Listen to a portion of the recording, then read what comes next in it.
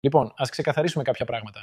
Ίσως ακούσατε για το inculcate to be modeling και αναρωτηθήκατε ποιος κάνει βίντεο για άστεγους. Λοιπόν, έκπληξη, δεν είναι καν άτομο. Στην πραγματικότητα είναι μια παρεξηγημένη φράση. Το inculcate σημαίνει διδάσκω και το modeling υπερβολικά συναισθηματικός. Δηλαδή, σαν να λέμε μάθε να είσαι υπερσυναισθηματικός. Για βίντεο αστέγων, μάλλον σκέφτεστε το invisible people που δείχνει αληθινές ιστορίες. Εύκολο να μπερδευτείς με το ιογενές περιεχόμενο, αλλά τώρα ξέρεις. Τα βίντεο του inculcate to be modeling είναι εξαιρετικά. Πάντα να ψάχνεις λίγο παραπάνω πριν βγάλεις συμπεράσματα.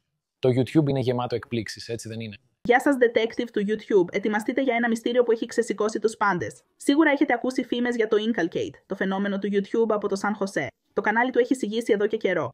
Τώρα κάποιοι πετάνε τη λέξη modeling, λες και είναι κάποιο στοιχείο. Τι συμβαίνει άραγε? Είναι κρυπτικό μήνυμα, μυστική τοποθεσία ή απλά άλλη μια τρελή θεωρία? Ας το αναλύσουμε.